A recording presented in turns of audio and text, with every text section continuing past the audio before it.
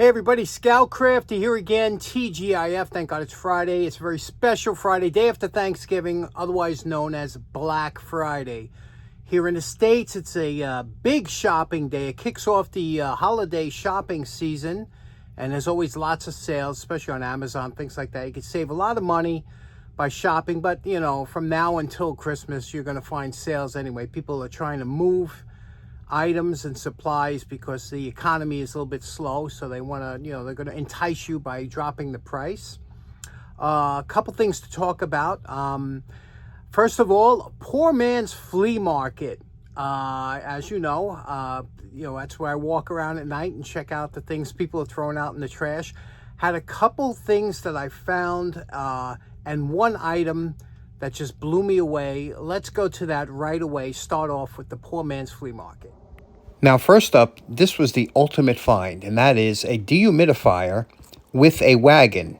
And you say, well, why is that the ultimate find? Well, if you wanted the dehumidifier, you don't want to lug it home. You just pop it in the wagon and drag it home behind you.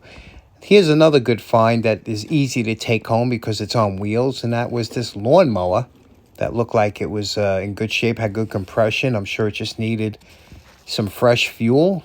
When it's thrown out in the beginning of the winter, it's usually to make room. And then, I don't know if you remember these. Remember these bottles, these water jugs? They used to come in glass, but now they're plastic. I always got a kick out of those. Over here, we have a couple nice beach chairs that, again, thrown out before winter in order to make room. Now, a couple weeks ago, I found a beautiful piece of artwork that I was lucky to come across. But here, I was coming across, and now this is a print. It's not an original artwork. But what do you think? That's a nice print, isn't it? Look at that. It's got nice colors. It'll go just about in any room. But here is the ultimate find. I was going around the corner from me. This old house is, I guess, they're getting ready to move, and they were pulling probably some old appliances out of the garage. You know I love old appliances. Nice old stove here. These things worked forever, but it needed some parts, I guess, or maybe they were thrown out. But this is it. Look at this vintage 1950s Westinghouse refrigerator with that little ice box. Remember that little ice box that used to freeze up? Oh, God, these things are just absolutely beautiful. And this thing is absolutely restorable, and they usually repaint these, but sometimes you can polish them out. All it needed was probably a cord, and I don't think that cord was ripped off by the owner. I think the cord was taken off by the guy that gets the cans before me. He cuts cords too, so you could tell because it looks like he gnaws them off with his teeth. But what do you think of that, huh? Jeez, I really wanted that. Now, one of the best things that we have today is definitely, without a doubt, YouTube. YouTube is such a fantastic place because you could find information on so many things, and as you could see, one of the things that I saw on my poor man's flea market was that beautiful Westinghouse refrigerator from the 50s. Just looks so beautiful, and there are people that restore them. In fact, I subscribe to a gentleman by the name of David.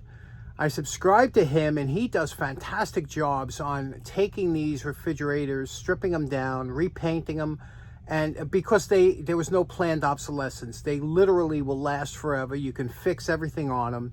They were just lovely. So he has a bunch of refrigerators and old motors that he restored. But the best thing about YouTube is that no matter what hobby you're into, there is always somebody on YouTube that follows it and makes videos. And that's why it's so great. When computers first came out, we had something called the Yahoo Groups. And what that was, it was a bunch of, if you had a hobby, you would search Yahoo Groups, and you would find people that were into radio control airplanes or ham radio or some other crazy collecting mason jars or whatever you collected or whatever your hobby was. There was a Yahoo group for it, or you could start one. But now with YouTube and how much YouTube has grown over the last 10 years, you could find videos on just about everything. And I'll have a link to somebody I just found, Vibe with Mike, who he does ship spotting. And there's train spotting, there's plane spotting, and there's ship spotting. And if you like big ships, well, Vibe with Mike, he What a channel. I never subscribed so fast to a channel and before. I'll put a link to that video at the end of this video.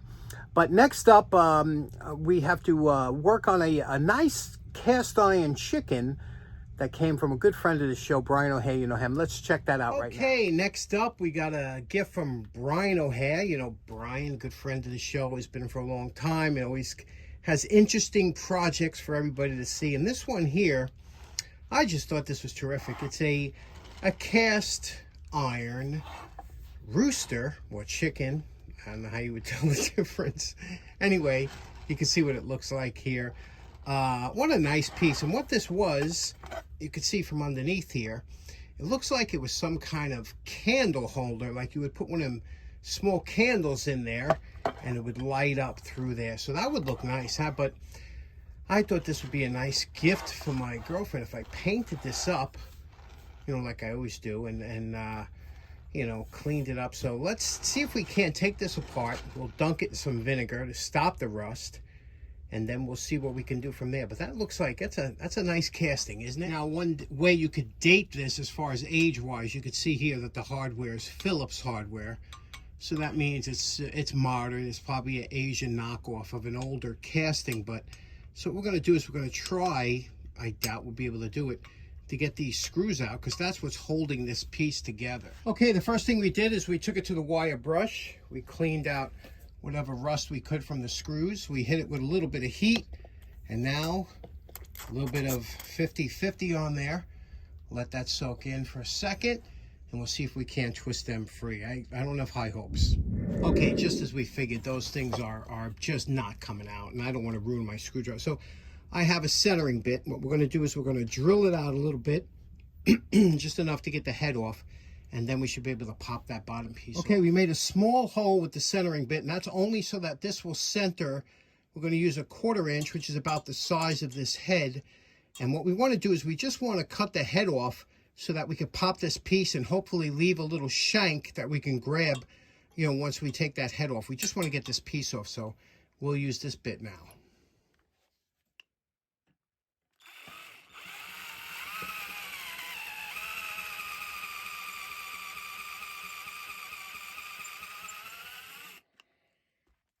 Don't be afraid to use a little cutting fluid. And remember, you got to keep the speed slow. Don't burn out your drill.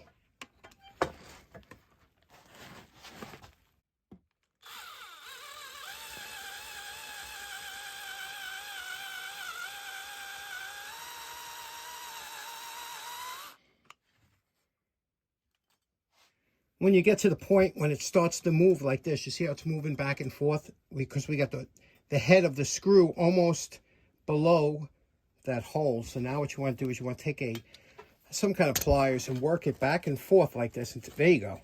See that? We just pulled it off that one side, and we're going to work it off the other side too, just because there's really no metal there to hold it. So this will help it. Sometimes you just, there you go. There you go. See, and that's what we wanted. We wanted those studs left there. Now we'll hit those studs with a little heat and see if we can't pull them out. Now this ring is the only thing holding the top of that, so you can see these two pieces come apart now. It's kind of a nesting ground for spider nests, but this is what we have to deal with, okay? We have to deal with this. This is always, you could tell by the condition that's in, right? It's going to be a little bit of a trouble. So we're going to hit it with heat. We're going to use the vice grips and some 50-50 inside the hole, but it's the vice grips, the heat, that'll hopefully do it. And hopefully we'll be able to get it. If not, we can always drill a little bigger, but let's see if we can't get that out with a little heat, 50-50, and some vice grips.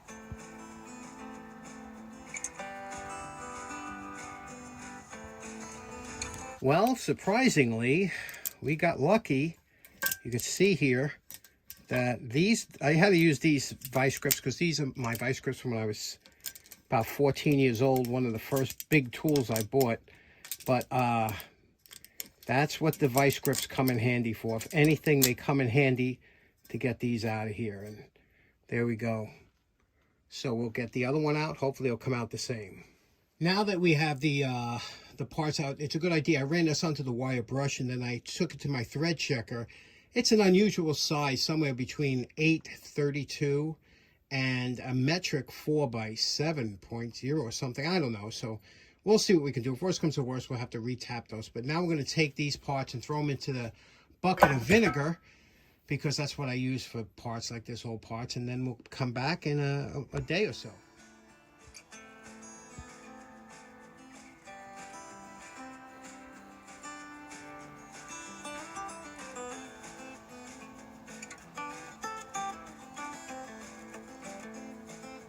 Okay, now this has been 48 hours since we, first of all, we put it obviously in the vinegar, got rid of all the rust, wire brushed it, and then we coated it with rusty metal primer. This has been drying for, like I said, 48 hours on the furnace. This is all dry. Now we're going to start putting on our coats of white as a base coat. This is a exterior white semi-gloss. We're going to do inside and out with that.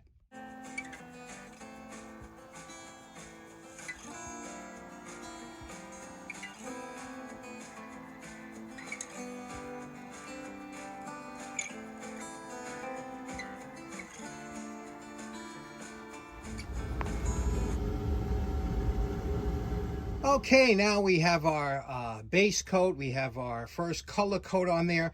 Now you can make this green. The beauty about when you prime the entire thing in one color, especially a light color like white, it makes the other colors that you put on top pop, because no paint is really totally opaque. You know, a lot of it has a little bit of translucency to it. So you see I put this red on top of the white. It gives it that very bright look. If I was to put red over a black primer, it would give it a whole different look. It would look much darker. Same thing with the green. You see some of the white coming through there, but that makes it look almost like grass. I like that personal look.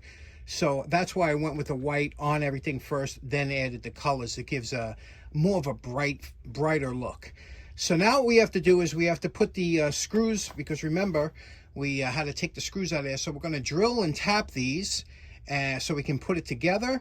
And let's get it together now. Now we drilled this out. Now we're tapping it for 8/32 because I have some nice stainless 832 nice pan head screws here, machine screws. So 8/32, and you can see now this is cast iron, so you'll see you don't need a lubricant because it's free machining, which means it's free of, you don't need lubricant.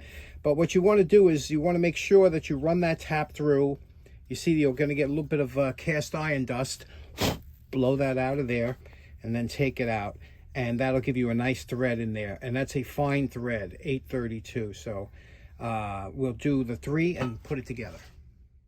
Now you know my favorite part. Remember what Brian's cast iron chicken looked like before we started. And we're calling this project done for now. And it's funny, when my girlfriend and I were talking about it, I said, what color do you want? You know, I showed her a whole bunch of show chickens, and I said, I can make any color you want. So we picked this one out. Actually, we picked this one out with the black on its tail and whatnot, because it does have some grooves back here for black. But when she saw it like this, she just loved this color, and that's the way it's going to stay. So there we go. Now I'll just touch up any little spots that I might have missed when I was putting it together or whatever, and then I will clear coat it, and it's good to go. But it was a cast iron. It did have that spot for the candle, and I said I could make it electric, but she said, well, I'd like to keep it outside. Let me show you what it would look like with it lit up. Okay, so there we have a 1-watt bulb equivalent to what a candle would look like in there. What do you think of that? This was meant to, I guess, hang up or be whatever, but that's where you would put it. So that's what it would look like lit up. Okay, so in closing, a little bit of a mosh there today. Let me know what you think about that refrigerator. If you would have picked it up or let it go. God, it probably had a nice old motor in it. I was dying when I saw that thing. Also, special thanks to Brian O'Hare for today's project for the chicken. I had a lot of fun doing that. And last but not least, don't forget to check out Vibe with Mike. I'm going to have a link to his description. Check out if you like big boats and big ships. Boy, that's just a beautiful videography and great narration. He does a great job, so check him out. Thanks so much for tuning in. We'll see you again on Monday. Take care now. Bye-bye.